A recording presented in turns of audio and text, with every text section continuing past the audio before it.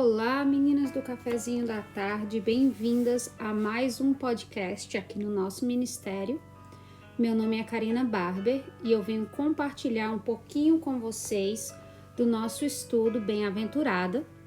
Esse estudo começou ano passado, em 2022, e a gente está continuando esse ano até que a gente termine os 5 livros que nós estaremos estudando, né? Nós nos propusemos a estudar para esse estudo.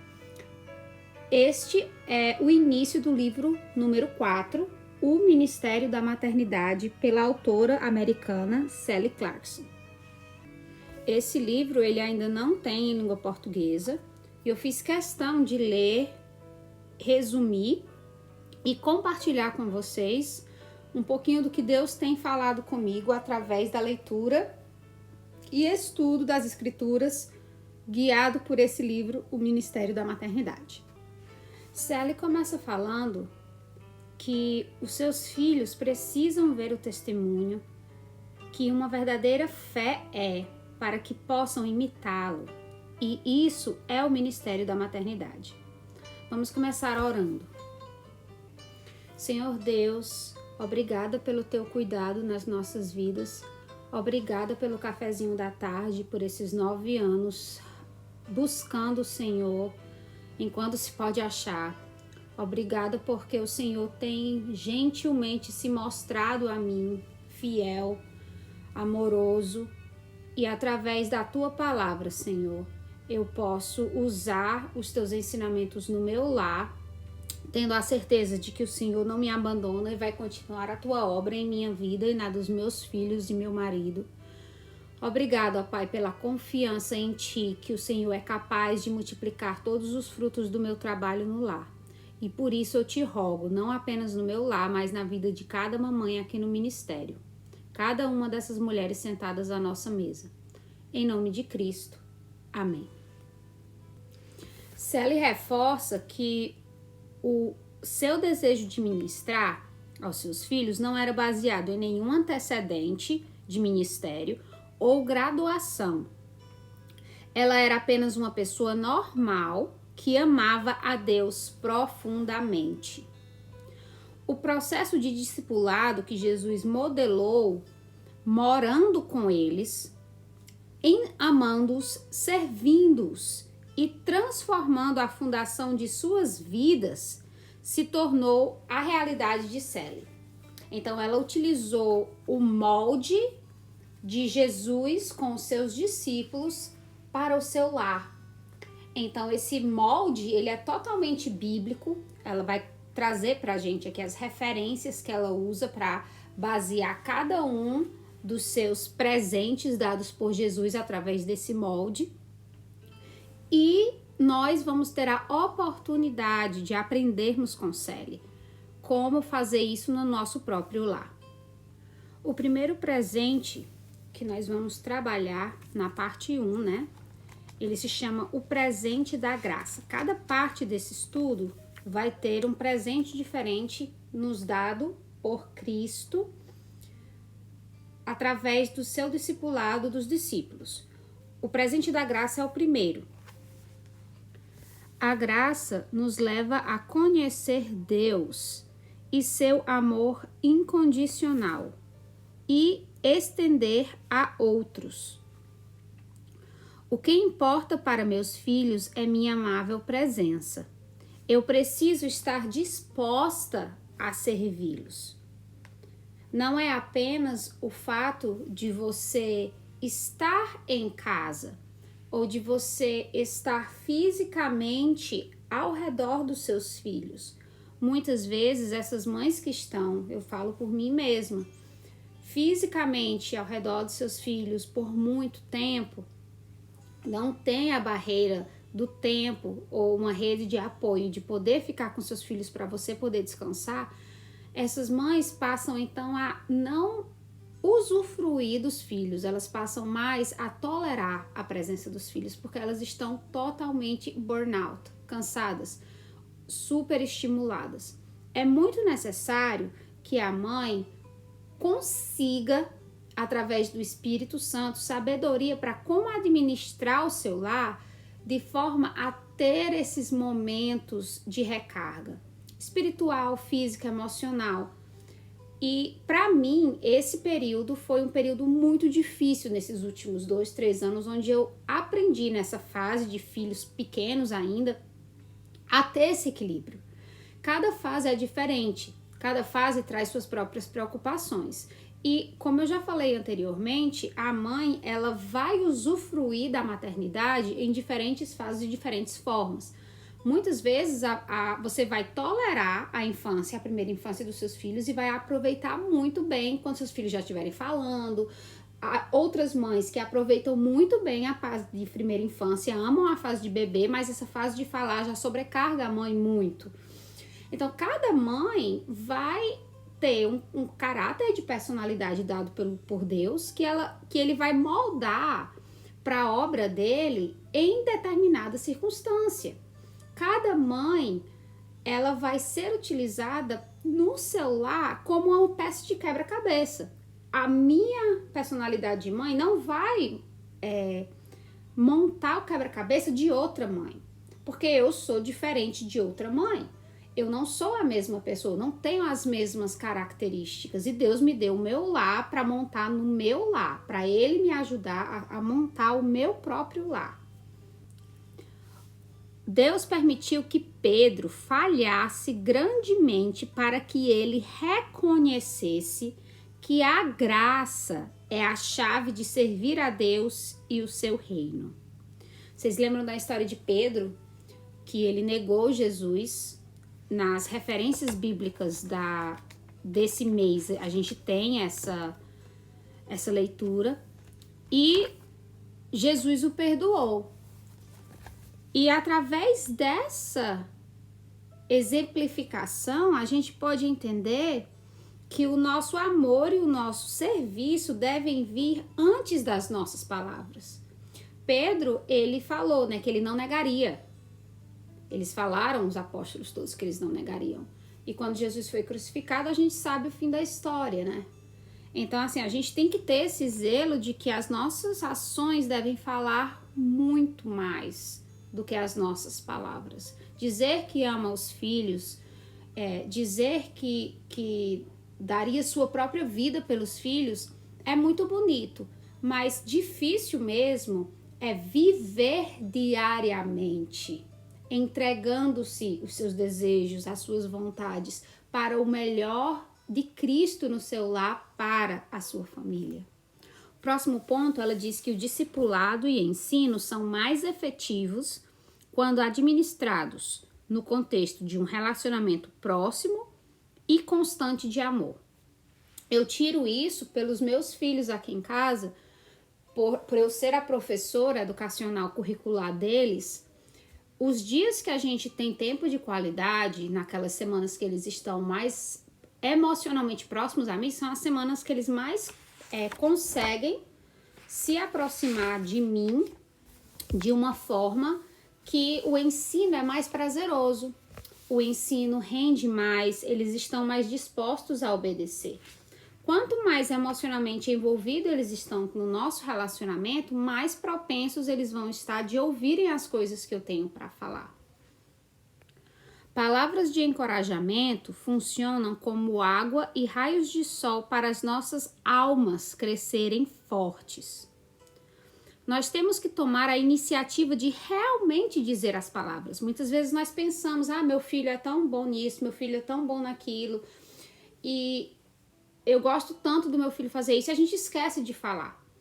Uma das coisas que eu tenho me atentado aqui em casa, agora que minha filha sabe ler bem, eu tenho feito uma agenda desde o ano passado, escrevo 1, 2, 3 vezes a cada 2, 3 meses, o que eu vejo nela que eu quero encorajá-la a melhorar, ou encorajá-la por eu estar muito feliz e satisfeita, muito orgulho dela em diferente atividade.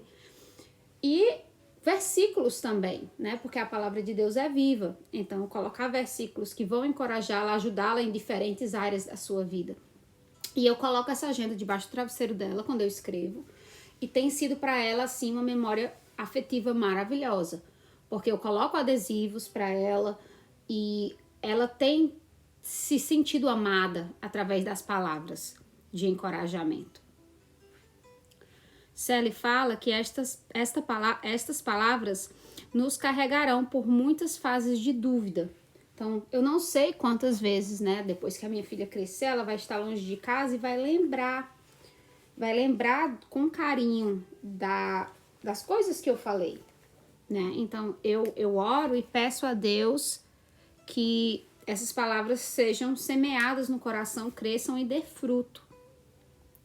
Devemos intencionalmente planejar nossas palavras para dar aos filhos esperança, fé e força e apontá-los a Cristo. Eu tive uma conversa com minha filha, eu apostei no cafezinho, essa conversa hoje para o Dia das Mães, e vou compartilhar com vocês. Eu estava no carro, eu estava dirigindo, minha filha estava do meu lado, e ela virou para mim, a minha filha, ela tem muita abertura de me perguntar qualquer coisa. E ela falou: mamãe, a senhora é cristã? Eu estava escutando um louvor, um hino. E ela falou: mamãe, você é cristã por medo de ir para o inferno ou só por querer ir para o céu? E eu olhei para os olhos dela e eu vi que aquela pergunta, ela estava totalmente sincera e pura, não era uma pergunta maldosa. Ela realmente queria saber. Isso me trouxe, assim, num filme de volta a 2014. Tive a Bela em 2013. E eu lembro pensando: meu Deus, quando a minha filha um dia me perguntar a base da minha fé, o que é que eu vou dizer? Eu nunca nem li a Bíblia toda. Como é que você confia num Deus que você não buscou? E isso me deu, assim, uma angústia na época. E foi quando eu comecei as minhas leituras da Bíblia, os meus estudos. Hoje eu já li a Bíblia, eu acredito que umas 3 ou 4 vezes. E poder falar para ela a base da minha fé foi algo muito proveitoso. O que é que eu disse a ela? Eu disse a ela assim: filha, ir para o céu realmente vai ser um privilégio muito grande. E vai ser uma bênção, vai ser muito lindo lá. Mas eu sou cristã porque Deus, a presença de Deus, a amizade com Deus, o relacionamento com Deus é a única coisa nessa vida que me dá prazer e alegria e paz. Falei para ela: tudo mais depois disso vem, tudo que me dá alegria e paz na vida vem disso, vem desse relacionamento, ele jorra desse relacionamento. E eu sou muito grata a Deus por tudo que Ele já fez e faz na minha vida. E é por conta da qualidade desse relacionamento, da confiança que eu tenho em Deus, que eu sou cristã. E ela, tranquila, se contentou com aquela resposta. Mas eu fiquei pensando, se eu não tivesse dado esse passo de fé 9 anos atrás, que resposta eu teria dado para ela neste momento, né? Nos tornamos ministros da voz de Deus para os nossos filhos. Devemos ser zelosos para não desencorajarmos pelo criticismo, reclamações e reprimendas. Devemos equilibrar a correção com o encorajamento e a afirmação. Este é um ponto que eu tenho dificuldade. Eu sou uma pessoa muito incisiva e muito séria. E muitas vezes eu preciso me atentar para ser mais doce no falar. E eu vou ler para vocês um versículo que eu ilustrei nesse estudo sobre isso. Provérbios 15, versículo 4. O falar amável é árvore de vida, mas o falar enganoso esmaga o espírito. Versículo 23. Dar a resposta apropriada é motivo de alegria. Como é bom o conselho na hora certa. Daí eu vou para Provérbios 16, 24. As palavras agradáveis são como favo de mel, doces para a alma e trazem cura para os ossos. Gente, eu preciso atentar às minhas palavras, a forma, não apenas o que eu digo, mas como eu digo. Porque eu vi uma vez uma frase que dizia assim: nunca as pessoas vão esquecer, na verdade, as pessoas às vezes vão esquecer do que aconteceu, mas elas sempre vão lembrar de como você as tratou. E eu quero que os meus filhos lembrem de mim como uma mãe companheira, fiel e uma mãe doce. E eu não sou assim naturalmente. O que você vê assim em mim é puro Espírito Santo. Então, assim, eu posso testemunhar que o Espírito Santo vem transformado a minha vida. Eu costumava dizer que eu era dura e rígida e áspera, igual canto de cerca. E hoje eu vejo que eu preciso não ser um canto de cerca, eu preciso ser uma árvore de vida. Que tipo de madeira eu vou ser? Eu quero ser uma árvore de vida, eu quero que os meus filhos, eu quero jorrar a vida na vida dos meus filhos, eu quero que eles multipliquem o fruto. Tenho aprendido que a maturidade em Cristo é um processo lento. No medo da extrema condenação e rejeição, os filhos tenderão a esconder seus erros. Se eu for mais áspera, se eu for nessa continuidade de pessoa rígida, se eu colocá-los para baixo, se eu apenas estiver corrigindo-os o tempo todo e não fizer esse equilíbrio, eles vão deixar de vir a mim com as dúvidas, com as perguntas, e eles vão ao mundo.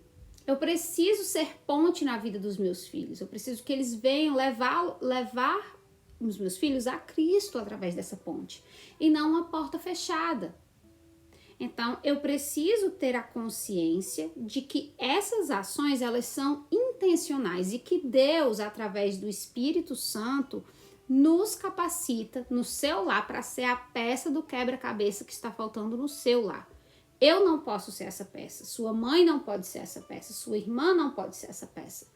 Apenas você, que Deus deu os filhos a você, essas crianças específicas, poderá estar exercendo essa função.